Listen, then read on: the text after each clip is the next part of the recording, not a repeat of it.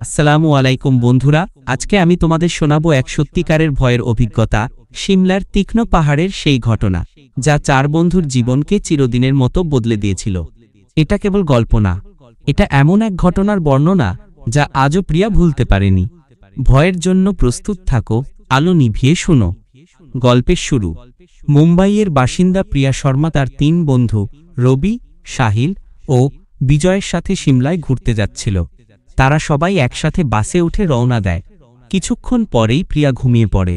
ঘুমের মধ্যে হঠাৎ সে জেগে উঠে দেখে বাসে কেউ নেই, না ড্রাইভার, না কোনো যাত্রী, এমনকি তার বন্ধুরাও গায়েব। হঠাৎ তার মনে হয় কেউ একজন তার পিছনে দাঁড়িয়ে আছে। সে ধীরে ধীরে পিছনে ফিরে তাকায়। একজন মহিলা বসে আছেন যার মুখ পুরো পুড়ে গেছে। মনে হচ্ছিল কেউ অ্যাসিড ছুঁড়ে দিয়েছে তার মুখে। প্রিয়া চিৎকার করে ওঠে, আমাকে বাঁচাও, আমাকে বাঁচাও। ঠিক তখনই প্রিয়া জেগে উঠে দেখে সে স্বপ্ন দেখছিল, কিন্তু ঘামে ভিজে গিয়েছিল পুরো শরীর। পাশেই বসা বিজয় বলল, তুমি বুঝি দুঃস্বপ্ন দেখেছ? সিমলায় পৌঁছানো ও পাহাড়ে যাত্রা। পরদিন তারা সিমলা পৌঁছে এক হোটেলে ওঠে, আর পরদিন সকালে সবাই মিলে হোটেলের পাশের এক নির্জন পাহাড়ে বেড়াতে যায়।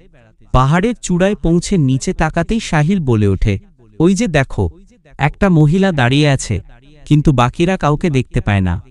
তারা ভাবল সাহিল হয়তো ভুল দেখেছে। অন্ধকার নামছিল, তাই সবাই সিদ্ধান্ত নিল পাহাড়েই তাঁবু ফেলবে। ভয়ঙ্কর রাতের শুরু। রাতে তাঁবুতে থাকা অবস্থায় প্রিয়া তার ব্যাগ আনতে বাইরে যায়। তখন সে শুনতে পায় অদ্ভুত এক গলার শব্দ। সামনে তাকিয়ে দেখে তিনজন লোক ধারালো অস্ত্র হাতে এগিয়ে আসছে। প্রিয়া দৌড়ে তাঁবুতে ফিরে এসে বন্ধুদের সব বলে, কিন্তু কেউ বিশ্বাস করে না। প্রিয়া চিৎকার করে বলে, তোমরা পাগল নাকি? বাইরে কেউ আছে, আমার কথা বিশ্বাস করো। অবশেষে তারা সবাই তাঁবুর বাইরে বেরিয়ে আসে। দেখে পাহাড়ের ঢালে ধীরে ধীরে তিনটা ছায়ামূর্তি এগিয়ে আসছে। তান্ত্রিকের আত্মা ও পোড়া মুখের সেই মহিলা। তারা লুকিয়ে পড়ে একটা পাথরের আড়ালে। তখনই দেখে ওই তিন লোক আগুন জ্বালিয়ে তান্ত্রিক মন্ত্র পড়ছে। একজন নিজের আঙুল কেটে রক্ত ঢালছে। তখনই অন্ধকারের মধ্যে সেই পোড়া মুখের মহিলা এসে তিনজনের মাঝে শুয়ে পড়ে। তারপর সে হঠাৎ আঙুল তুলে প্রিয়া ও তার বন্ধুদের দিকে ইশারা করে। তার মুখে বিকৃত একটা হাসি। প্রিয়া চিৎকার দিয়ে উঠে পড়ে, ওরা আমাদের দেখেছে, পালাও। তিন লোক এখন ওদের দিকে দৌড়াতে শুরু করে। পালানো, হোটেল ও হারিয়ে যাওয়া।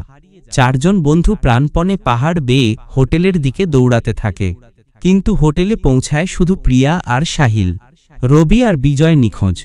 হোটেলের এক বৃদ্ধ কর্মচারী বলল, ওই পাহাড়ে কেউ যায় না, যে একবার যায় সে আর ফিরে আসে না।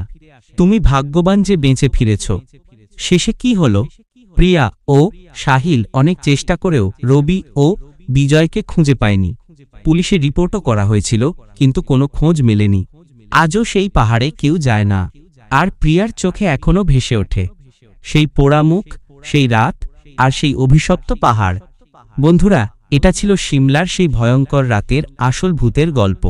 আপনার যদি সিমলায় যাওয়ার পরিকল্পনা থাকে, ভাবুন, আপনি কি সত্যিই ওই পাহাড়ে যাবেন? ভালো থাকুন, সাবধানে থাকুন। আল্লাহ হাফেজ। ভিডিওতে ভয় লাগলে লাইক দিন, শেয়ার করুন আপনার বন্ধুদের সাথে, আর সাবস্ক্রাইব করতে ভুলবেন না। আর এমন সত্যিকারের ভয়ঙ্কর গল্প পেতে স্টে টিউনড। এই গল্পটি শোনার পরে তোমার কেমন লাগছে? তোমার কি কোনো ভয়ের অভিজ্ঞতা আছে যা তুমি শেয়ার করতে চাও?